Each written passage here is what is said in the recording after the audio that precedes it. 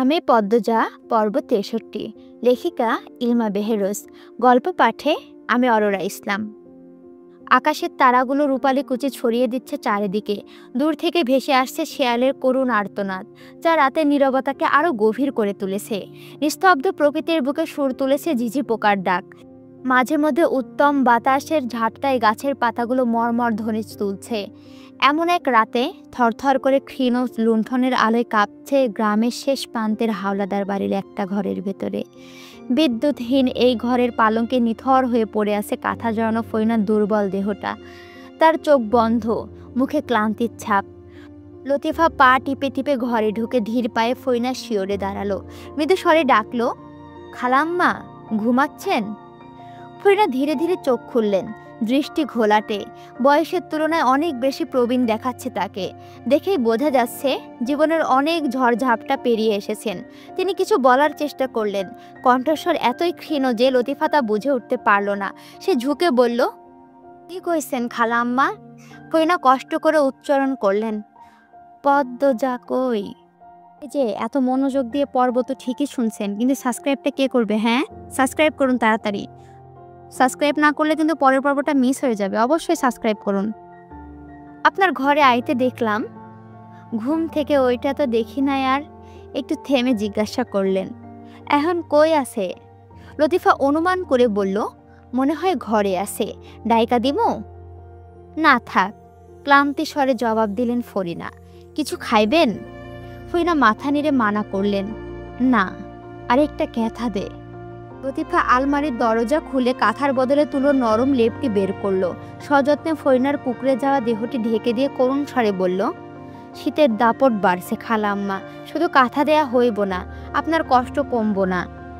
Foreigner চোখ হারিয়ে গেল জানালার ওপারে, আকাশের তারাভরা বিশালতার দিকে। হালকা হিমেল বাতাসে ঘরের কোণে কোণে সুরেলা গুঞ্জন তুলে বেড়াচ্ছিল। তার মনে হলো আকাশে তারার ভিড়ে স্পষ্ট হয়ে উঠেছে বাবুর শৈশবের সেই সরল মায়াভরা মুখ। স্মৃতির পর্দায় ভেসে উঠল সেই দিনের কথা।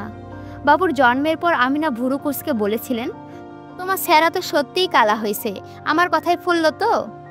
কটু মন্তব্য শুনে ফরিনার হৃদয়ে সেই দিন কোনো রাগ বা অভিমানের দাগ কাটেনি, বরং বাবুর নিষ্পাপ মুখের দিকে তাকিয়ে তিনি মুগ্ধ হয়ে গিয়েছিলেন। এই ছোট্ট মুখে ছড়িয়েছিল এক সমুদ্র মায়া, কচি পাতার মতো কোমল। শ্যামল সেই মুখের দেখে তিনি এক মুহূর্তে ভুলে গিয়েছিলেন জীবনের সব অতীত বেদনা। বুক ভরা ভালোবাসায় তিনি ছোট্ট বাবুকে কোলে তুলে নিয়ে আদর করে বলেছিলেন, আমার বাবু। বাবুর নাম রাখা হলো আমির হাওলাদার। সময়ের স্রোতে দিন গড়িয়ে যেতে লাগলো, আর সেই সঙ্গে ধীরে ধীরে বড় হতে লাগলো আমির। মায়ের রেশমি চুলে বেনে গাঁথা তার প্রতিদিনের সবচেয়ে আনন্দময় কাজ হয়ে উঠেছিল। মায়ের হাতের রান্না ছাড়া পেটি ভরত না। কত যে আবদার ছিল তার। আম্মা আম্মা বলে বাড়ি মাতিয়ে রাখত সে। ছোটবেলা থেকে আমির ছিল দৃঢ়কার ও তেজস্বী। 14 বছর বয়সে সে শক্তিশালী হয়ে উঠেছিল। একদিন সে মাকে কোলে তুলে পুরো বাড়ি ঘুরিয়ে বেরিয়েছিল। সেই দিন ফইনার আনন্দে আত্মহারা হয়ে ছেলেকে আদর করে বকেছিলেন। সেই মুহূর্তে তার উচ্চস্বরে হাসি বাড়ির চারপাশে সুখের সুর ছাড়িয়ে দিয়েছিল। আমি তার জীবনের যেন এক টুকরো স্বর্গ এনে দিয়েছিল। আজ অতীতের সেই মধুর স্মৃতির মনে হতেই ফইনার ঠোঁট দুটো বেদনায় কেঁপে উঠল। চোখে জমে উঠল অশ্রু জল স্বচ্ছ বিন্দু। বার্ধক্যের প্রান্তে এসে স্মৃতির নিষ্ঠুর কামড় তার হৃদয়কে বৃদ্ধ করেছে। জীবনের অনেকটা পথ পেরিয়ে এসেছে তিনি, কিন্তু স্মৃতির তার ভার যেন ক্রমে আরও অসহনীয় করে উঠেছে। অতীতের সুখময় দিনগুলো এখন বেদনার নদী হয়ে বয়ে চলেছে বুকে। ফরিনার চোখের পাতা ভেদ করে গড়িয়ে পড়ল বেদনার নোনা জল। লতিফা ব্যাকুল হয়ে উঠল, খালাম্মা, ও খালাম্মা। কম্পমান ঠোঁটজোড়া দাঁত দিয়ে চেপে ধরলেন ফরিনা, যাতে হৃদয়ের বেদনা মুখ থেকে উপচে না পড়ে। ভারাক্রান্ত কণ্ঠে বললেন, তুই যা লতু, যা। লতিফা পাথরের মুক্তির মতো দাঁড়িয়ে রইল। কিছুক্ষণ পর করুণার সুরে বলল, পদ্মরে কিছু কয়েন না খালা আম্মা, স্থিরডার বাপ মানাই, আমির ভাই জানি সব, শুনলে কষ্টে ময়রা যাইব। ফরিনা লতিফার চোখে চোখ রাখলেন, জিজ্ঞাসা করলেন, তুই সব জানতি? লতিফা অপরাধীর মতো মাথা নত করে স্বীকারোক্তি দিল, হ। ফরিনা ক্ষতবিক্ষত সিংহীর মতো গর্জে উঠলেন, আমার আগে কইলি না কেন তুই? আমার বাবু কেমনে আমার হাত থেকে ছুটা গেল? বাপের রক্ত কেমনে পাইল? তীব্র আবেগের ঝড়ে কেঁপে উঠল তার শরীর। কাশির প্রচণ্ড দমকে বুক ফেটে যাওয়ার উপক্রম হলো। বিচলিত হয়ে উঠল লতিফা। কোমল স্পর্শে ফরিনার মাথায় হাত বুলিয়ে দিতে দিতে মিনতি করে বলল, খালাম্মা দোহাই লাগে, আপনি চিল্লাইন না, আপনার ক্ষতি হইব। ফয়না শ্বাসকষ্টে হাঁসফাঁস করতে করতে যেন এক শেষ নিঃশ্বাস ত্যাগ করছেন, এমনভাবে বললেন, আমার ক্ষতি হওয়ানের কি আর আছে লতু? লতিফার হৃদয় কেঁপে উঠল ভয়ে। সে প্রাণপণে দোতলায় ছুটে গেল পদ্মজাকে ডাকতে। ছাদের দিকে শূন্য দৃষ্টি মেলে রইলেন ফরিনা। তার হৃদয়ে জন্ম নিয়েছে শূন্য একটা গর্ত, যেখানটা একসময় ভালোবাসায় পূর্ণ ছিল। মজিদ হাওলাদার নামক নৃশংস দানবটা শুধু তার নিষ্পাপ বাবুর জীবন নয়, তার আত্মাকেও হত্যা করেছে। পরবর্তীতে জন্ম নিয়েছে হিংস্র আমিরকে। হাওলাদার বংশের বিষাক্ত রক্ত থেকে তিনি তার অবুঝ শিশুটাকে রক্ষা করতে পারেনি। যুগ যুগ ধরে সঞ্চিত পাপের পাহাড়কে আমির মাত্র কয়েক বছরে বহু গুণে বৃদ্ধি করেছে। নিভে গেছে একজনের নিঃস্ব মায়ের শেষ আশার আলো, হারিয়ে গেছে নিদাগ ভালোবাসা, রয়ে গেছে শুধু নিষ্ঠুর অভিনয়। এই ছদ্মবেশ উন্মোচন করবে, তার পরিণতি হবে হয় কারাগারের অন্ধকার প্রকোষ্ঠে, আর নয়তো কবরের নীরব কোল। ছুরির মতো ক্ষুরধারা হয়ে পদ্মজার হৃৎপিণ্ডকে তীব্র রোশকের সঙ্গে ফালাফালা করে দিচ্ছে দৃশ্যটা। বিষদগ্ধ অগ্নিবাণে ছাই হয়ে যাচ্ছে দেহ মন আত্মা। ঝাপসা ফাটা দৃষ্টি নিয়ে সামনে চেয়ে রইল সে অপলক। এ কি সত্যি? এই দৃশ্যের সাক্ষী হওয়ার আগে সে মাটির সঙ্গে মিশে গেল না কেন? তার সামনে দাঁড়িয়ে থাকা পুরুষটি, যাকে সে তার জীবনের স্বপ্ন ভেবেছিল, যার ভালোবাসায় নিজেকে সমর্পণ করেছিল, সেই আমির হাওলাদারের ভয়ঙ্কর অপরিচিত রূপ এখন তার সামনে। আমিরের হিংস্র দুটি চোখ শীতল হয়ে আসে, ভয় ও আতঙ্কে জমে গেল, যেন কোনো শিকারী পশু হঠাৎ নিজেকে ফাঁদে আটকা পড়তে দেখল। মুহূর্তের জন্য শূন্য দখল করে নিল তার মস্তিষ্ক। থেমে গেল সমস্ত চিন্তা। হৃৎপিণ্ড বুকের বাজরে ভেঙে বেরিয়ে আসতে চাইল। বেল্ট পড়ে গেল হাতের আঙুল থেকে। চোরা চাউনিতে বিবস্ত্র নারীদের দিকে তাকাতে ঘুরে উঠল তার মাথা। এ কোনো দুঃস্বপ্নের মধ্যে আটকা পড়ে গেলাম? পদ্মজার গাল বেয়ে নীরবে গড়িয়ে পড়ছে অশ্রুধারা। আমি দ্রুত পায়ে এগিয়ে এলো তার দিকে। স্পর্শ করতে পদ্মজা সরে গেল। তার চোখ ফুটে উঠল ঘৃণার দহন। সেই চোখ, যা একদিন ভালোবাসার কোমল আলোয় ভরেছিল, আজ তাতে জ্বলছে দুঃসহ অভিমানের দাবানল। আমির কোনো কথা না বলে পদ্মজাকে শক্ত করে জড়িয়ে ধরল। পদ্মজা শিউরে উঠল আতঙ্কে। তীব্র ঘৃণায় কাঁপতে কাঁপতে তাকে ঠেলে সরানোর চেষ্টা করলো, কিন্তু তার দুর্বল প্রতিরোধ আমিরকে দৃঢ় বাহুর সামনে মরুভূমির বালুকণার মতো বিলীন হয়ে গেল। আমির এক হাতে পদ্মজার দুটি হাত পেছনে মুঠো করে ধরে, অন্য হাতে তার মাথাটি নিজের শক্ত বুকের সঙ্গে চেপে রাখলো। কণ্ঠে চাপা ব্যথা আর কম্পন নিয়ে ফিসফিস করে বলল, কিচ্ছু দেখনি তুমি, কিচ্ছু না। এরপর চারিদিকে দ্রুত নজর বুলিয়ে উচ্চস্বরে নির্দেশ দিল, আরভিদ, আরভিদ, মেয়েদের তাড়াতাড়ি আড়াল করো। মুহূর্তের মধ্যে এক শ্বেতাঙ্গ যুবক ছুটে এলো। তার উজ্জ্বল লাল চুল বাতাসে দুলছে, কোমরে গুজে রাখা ধারালো ছুরি, হাতে একটা কাপড় নিয়ে সে দ্রুত এগিয়ে গেল মেয়েদের দিকে, চোখে শিকারীর মতো তীক্ষ্ণ দৃষ্টি। পদ্মজা আর্তনাদ করে উঠল, ছাড়ুন, ছাড়ুন আমাকে, আপনি এত নীচ। তার কপাল আশ্রে পড়ে আমিরের বুকে। আমির বিভ্রান্ত, হতবাক। কি করা উচিত, কিভাবে সামাল দেওয়া উচিত এই পরিস্থিতি, তার মস্তিষ্ক কোনো সিদ্ধান্তে পৌঁছাতে পারছে না। হঠাৎ একটা মেয়ে কান্নায় ভেঙে পড়ে বলল, আপা, আপা আমাদের বাঁচান, এই লোকটা আমাদের মেরে ফেলবে আপা। তার কথা শেষ হওয়ার আগে আরভিদ মেয়েটার গালে এমন চড় মারল যে শব্দটা ঘরের দেওয়ালে প্রতিধ্বনি হলো। মেয়েটার যন্ত্রণায় মা বলে কেঁদে উঠল। পদ্মজার শরীর কাঁপছে। এ কি হচ্ছে, কেন হচ্ছে? সব দুঃস্বপ্ন হয়ে যাক। সে চিৎকার করে উঠল, ছেড়ে দিন আমাকে। ঘরের কোণে এক কিশোরী আতঙ্কে থরথর করে কাঁপছিল। তার হাতে আরভিদের দেওয়া পুরনো সেই একটি কাপড়ের টুকরা, যা সে শক্ত করে বুকের কাছে ধরে রেখেছিল। মেয়েটির ভিতর চোখগুলি পদ্মজার মুখে স্থির হয়ে গেল। পদ্মজার অনড় দৃষ্টি আর দৃঢ় ভঙ্গিমা দেখে মেয়েটির মনে অল্প হলেও আশা জাগলো। সে ভাবল, হয়তো এই নারীর মাধ্যমে তাদের মুক্তির পথ আছে। মেয়েটি কম্পিত কণ্ঠে বলল, আপা আমাদের বাঁচান, ওরা আমাদের অনেক মারে। আমির কিছুতে পদ্মজাকে হাঁটাতে পারছিল না, যেন মাটির সঙ্গে লেগে আছে। মেয়েটির আর্তনাদ তার ভেতরে জ্বলে থাকা আগুনকে আরো উস্কে দিল। সে ঘুরে তাকালো, তার রক্তচক্ষু দেখে মনে হলো মুহূর্তেই সবকিছু ছারখার করে দেবে। আরভিদ রেগে গিয়ে মেয়েটার পেটে লাথি মারলো। সঙ্গে সঙ্গে মেয়েটির যন্ত্রণায় কুকড়ে মাটিতে পড়ে গেল। কাপড়ের টুকরোটি হাত থেকে ছিটকে পড়ল মেঝেতে। আরভিদের রাগ মিটল না। সে মেয়েটিকে আবার আঘাত করতে উদ্যত হলো। মেয়েটির দেওয়ালে আঘাত খেয়ে নিচে লুটিয়ে পড়ল। রক্তের ধারা তার কপাল বেয়ে গড়িয়ে পড়ছিল। আরভিদ এতটাই বেপরোয়া হয়ে উঠেছিল যে তার কোমরে গোজা সুইটি কখন মাটিতে পড়ে গেল সে টেরও পেল না। নৃশংস দৃশ্যটি দেখে একটা আগ্নেয়গিরি ফুলে ফেপে উঠল পদ্মজার ভেতরে। সমস্ত শক্তি জড়ো করে সে আমিরকে ধাক্কা মারল।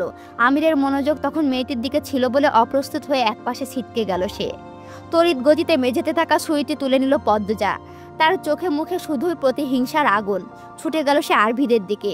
লোকটা কিছু বুঝে ওঠার আগে সর্বশক্তি সে দিতে চাইল ছুরির ফলা, কিন্তু মুখ দিয়ে শুধু একটা অস্পষ্ট শব্দ বের হওয়া ছাড়া আর কোনো ভুরুক্ষেপ দেখা গেল না আরভিদের চেহারায়। পরনে ভারী জ্যাকেটটা ছুরির আঘাত ঠেকিয়ে দিয়েছে, তবে আকস্মিক এই আক্রমণে বিচলিত হয়ে পড়ে সে। চোখে দেখা গেল ভয়ের ছায়া, পরক্ষণে তাতে খেলে গেল রাগ। পাল্টা আঘাত হানার জন্য হাত তুলতে আমির চিৎকার করে বলল, আরভিদ থামো। থেমে গেল আরভিদ। পদ্মজা আবার আঘাত করতে প্রস্তুত হলো। আমি দ্রুত এগিয়ে এসে জাপটে ধরল তাকে। থামো পদ্মজা, চেঁচিয়ে বলল সে। পদ্মজার চোখে তখন অগ্নিবর্ষীয় ক্রোধ, সারা শরীর থরথর করে কাঁপছে, মুখ দিয়ে বেরোচ্ছে হিংস্র বাঘিনীর মতো ফোঁসফোঁস শব্দ। আমির বিস্ময়ে হতবাক। এমন রূপ তো সে কখনো দেখেনি পদ্মজার।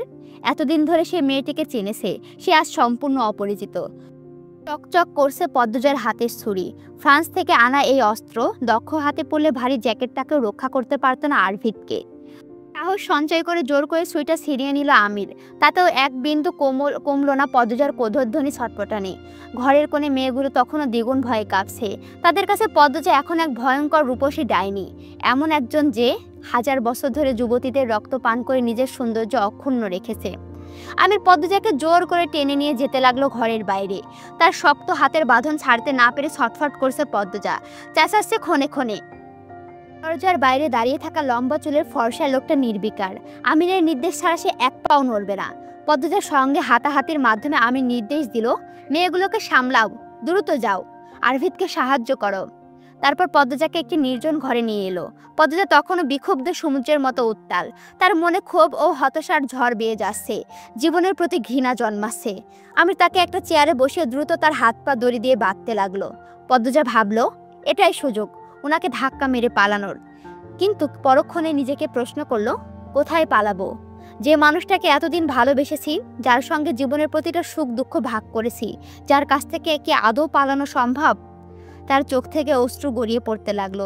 মাথা নিচু করে কান্না জড়ানো কণ্ঠে বলল, আমি মেনে নিতে পারছি না এই বিশ্বাসঘাতকতা, এই নিষ্ঠুরতা আমি মেনে নিতে পারছি না। আমি ধীরে ধীরে কিছুটা দূরে সরে গিয়ে একটা চেয়ারে বসে পড়ল। তার চোখে মুখে বিষাদের ছায়া। সে কিছু বলতে চেয়েও থেমে গেল। কি যেন একটা হৃদয়কে নিঃশব্দে চিবিয়ে খাচ্ছে। পদ্মজা চোখ তুলে তাকালো। দুজনের দৃষ্টি মেলাতে ভেঙে পড়ল তার কণ্ঠ। আপনি আমাকে বাঁধতে পারলেন? আমি নীরব। পদ্মজা আবার বলল, আপনি অমন নিষ্ঠুরভাবে মেয়েগুলোকে মারতে পারলেন? আমির এবারও নিরুত্তর। পদ্মজার কণ্ঠে এবার বিস্ময় ও ক্ষোভ মিশে গেল। এত খারাপ আপনি? মেয়েগুলোকে কেন মারছিলেন? আমির তখনও মুখ্য দর্শকের ভূমিকায়। পদ্মজার চোখ থেকে জল গড়িয়ে পড়ল। আপনি সত্যিই এত নিষ্ঠুর, নাকি এসব দুঃস্বপ্ন? হঠাৎ মুখ খুলল ভিন্ন প্রসঙ্গে। রিদওয়ান কোথায়? তীক্ষ্ণ হাসি ফুটে উঠল পদ্মজার ঠোঁটে। ব্যঙ্গ ভরে বলল, আপনাকে পাহারা দিতে রেখেছিলেন, মারতেও বলেছিলেন? আমিরের কণ্ঠ এবার কঠোর। যা জিজ্ঞেস করছে তার উত্তর দাও। কয়েক মুহূর্ত স্বামীর দিকে তাকিয়ে রইল পদ্মজা, তারপর ধীরে ধীরে বলল, খুন করেছি। আমিরের চোখ বিস্ফোরিত। কি বললে? পদ্মজার কণ্ঠে এবার একটি চাপা হাসি। মরেনি, হাসপাতালে আছে। আবার নিস্তব্ধতায় ডুবে গেল ঘরটা। পদ্মজা অপলক দৃষ্টিতে আমিরকে দেখছিল। সেই চেনা মুখ, যা একসময় স্নেহ মমতায় ভরেছিল, আজ তার কাছে কত অচেনা। সেই মুখে এখন কেবল পাশবিকতার ছায়া। বুকের ভেতর দাও দাও করে আগুন জ্বলছে। মনে হচ্ছে সৃষ্টিকর্তা নিজ হাতে তার অন্তরে জাহান্নামের অঙ্গিনায় ছেড়ে দিয়েছে। এতদিন ধরে জমে থাকা সব প্রশ্ন মুহূর্তেই ধোঁয়ায় মিলিয়ে গেল। তার দৃষ্টিতে শুধুই আমির, যেন পুরো পৃথিবীকে থেকে সবকিছু মুছে গিয়ে শুধু আমিরকেই রেখে গেছে সময়। একটা বিষণ্ণ হাসি ফুটে উঠল পদ্মজার ঠোঁটে। ধীরে ধীরে বলল, এখন কি করবেন আমাকে নিয়ে? বুকে ছুরি বসাবেন, নাকি রামদার কোপ, নাকি আরো ভয়ঙ্কর কিছু লুকিয়ে রেখেছেন আপনার অস্ত্র ভাণ্ডারে? আমির চুপ, তার চোখে দ্বন্দ্বের ছায়া। পদ্মজা এবার চোখে চোখ রেখে প্রশ্ন করল, পশুরাও কি ভালোবাসতে পারে? অনেকক্ষণ নীরব থাকার পর আমির গভীর শ্বাস নিল। তারপর নিচু স্বরে বলল, বাসে বোধহয়। পদ্মজা হেসে উঠল। সেই হাসি এমন তীব্র বেদনায় মোড়া যা কান্নার থেকেও বেশি হৃদয় বিদারক। চেয়ারে পিঠে হেলান দিয়ে এক মুহূর্তের জন্য স্থির হলো, তারপর ধীরে ধীরে সোজা হয়ে বসলো। মেয়েগুলোকে ছেড়ে দিন। অসম্ভব। আমি ঠিক ছাড়িয়ে নেব। আমিরের মুখ কঠিন হয়ে উঠল। আর ঝামেলা বাঁধিও না, নইলে নইলে কি করবেন? খুন করবেন? আর তার থেকে বেশিই বা কি করতে পারেন আপনি? একটু ভয় ডর ঢুকাও মনে। বিশ্বাস করুন, আপনার বুকে ছুরি চালাতে আমার খুব কষ্ট হবে। কথাটা শুনে চমকে উঠল আমির। পদ্মজার চোখ টলমল করছে। সেই চোখ যা গতকাল অবধি তার জীবনের আলো ছিল, আজ সেই আলো জ্বলে পুড়ে ছাই হয়ে গেছে। আমিরের মন অস্থিরতায় ভরে উঠল। তার ভালোবাসার মানুষটি কখন এমন নিষ্ঠুর কিছু বলতে পারে না, কিন্তু কিভাবে যেন কথাগুলো অতি সহজে উচ্চারিত হলো পদ্মজার ঠোঁট থেকে। নিয়তি কি তবে তাদের এমন পথেই নিয়ে যাচ্ছে, যেন ভালোবাসার আর ঘৃণার একাকার হয়ে গেছে। নিজেকে সামলে নিয়ে মৃদুস্বরে বলল, ভালোই তো ছিলাম আমরা। পদ্মজার চোখে অভিমানের আগুন দপ করে জ্বলে উঠল। মুখোশধারের সঙ্গে আবার কিসের ভালো থাকা? একেবারে মায়ের মতো হয়েছ। নিখুঁত অভিনেতা। বাধ্য হয়েছি। কে করেছে বাধ্য? তোমার আদর্শ, তোমার পবিত্রতা। আপনি কুলসিত করেছেন। বিয়ে করেছি। কেন করেছেন? ভুক করে নদীতে ভাসিয়ে দিতেন, তাহলে এই নরকীয় যন্ত্রণা সহ্য করতে হতো না। সব ভুলে যাও, রানীর মতো থাকবে। তার কণ্ঠে জোর নেই। আমির জানে পদ্মজাকে ভুল বোঝানো সহজ নয়। এতদিন সে পদ্মজাকে অন্ধকারে রেখেছিল, কিন্তু পদ্মজা তাকে আলোয় রেখেছিল। সেই আলোতেই সে চিনেছে পদ্মজার প্রকৃত রূপ। পদ্মজা কোনো অন্যায় মেনে নেওয়ার মেয়ে নয়। তবুও চেষ্টা করতে হবে। নিয়তির এই নির্মম পরিহাসে ফাঁদ পেতেছে। যদি সে ঝড়ের কবলে না পড়তো, আজও পদ্মজা কিছুই জানতে পারত না। পাশার দান উল্টে গেছে। এ যেন সেই পুরনো দিনের কথার সত্যতা। চোরের 10 দিন, গৃহস্থের 1 দিন। জলভরা চোখে আমিরের দিকে অপলক দৃষ্টিতে তাকিয়ে আছে পদ্মজা। চোখের সামনে সবকিছু স্পষ্ট দেখতে পেয়েও বিশ্বাস করতে পারছে না। বুকের ভেতর যে ঝড় বইছে, সে যন্ত্রণা মৃত্যুর শেষ মুহূর্তের যন্ত্রণাকেও হার মানায়। এ কি হলো তার জীবনে? যে মানুষটা তার সামনে দাঁড়িয়ে মধুর প্রেমের কথা বলতো, সেই মানুষটা আজ তাকে শক্ত করে বেঁধে রেখে নির্বিকারভাবে ভাবছে তার ভাগ্যে কি ঘটবে। চোখ নামিয়ে দেখলো হাতের চুড়িগুলো, মায়ের দেওয়া চুড়ি। মায়ের স্মৃতির কথা মনে হতে বুকটা ভেঙে পড়ল। এই নিষ্ঠুর পৃথিবীতে একমাত্র আশ্রয় ছিল তার মা। মায়ের রেখে যাওয়া শূন্যস্থান পূরণ হয়েছিল যে স্বামীর জন্য, সেই মানুষটা এভাবে গিরগিটির মতো রং বদলালো? না, বদলায়নি। সে বরাবরই এমন ছিল, কেবল মুখোশটুকু পড়েছিল। আর সেই মুখোশের আড়ালে গোপনে ধ্বংস করে দিয়েছে তার সমস্ত বিশ্বাস, ভালোবাসা। মেয়েগুলোর চিৎকার দূর থেকে শোনা যাচ্ছে স্পষ্ট। কিছু দিয়ে পেটানো হচ্ছে, শব্দ হচ্ছে ফ্যাস ফ্যাস। পদ্মজা তীক্ষ্ণ স্বরে বলল, এই নিষ্ঠুরতা কি আপনার মনের অন্তরে একটু দাগ কাটে না? আমি নিঃশব্দে বসেছিল, গভীর চিন্তায় ডুবে। সব পরিকল্পনা এক মুহূর্তে ওলটপালট হয়ে গেছে। জীবনের জটিল মোড়ে এসে দাঁড়িয়ে আছে সে, যেখানে ফিরে আসার কোনো সহজ পথ নেই। তার মনের গভীরে একটা দ্বন্দ্ব জ্বলছে। একদিকে পদ্মজার ভালোবাসা, অন্যদিকে বছরের পর বছর ধরে তিলে তিলে গড়ে তোলা তার অন্ধকার সাম্রাজ্য। যদি নতুন করে সব শুরু করতে হয়, তাহলে হয় পদ্মজাকে হারাতে হবে, নতুবা ছেড়ে আসতে হবে সেই অন্ধকার মায়াজাল। আমির গভীর শ্বাস নিয়ে মাথা ঝাঁকালো। প্রথম কাজ হলো অলন্দপুরে আসার উদ্দেশ্যটা পূরণ করা। এই দায়িত্ব শেষ করতে পারলেই কেবল অন্য কিছু ভাবা সম্ভব। ততদিন পদ্মজাকে চোখে চোখে রাখতে হবে। তবে তার মনে একটা গভীর আশঙ্কায় ক্রমশ জেঁকে বসেছে। যদি পদ্মজা তার পথে বাধা হয়ে দাঁড়ায়, যদি সে সত্যিই শেষ কাটা হয়ে ওঠে। এই প্রশ্নের উত্তরে মনে ভেসে ওঠে ভয় আর দ্বিধা। আমিরের হৃদয়ের অন্ধকার ছায়াকে আরও গভীর করে তুলল। ছটফট করছে পদ্মজা। তার চোখে মুখে অসহনীয় যন্ত্রণার ছাপ। আর সহ্য হচ্ছে না। কাতর স্বরে আমিরকে অনুনয় করল সে, ওদের মারধর বন্ধ করতে বলুন।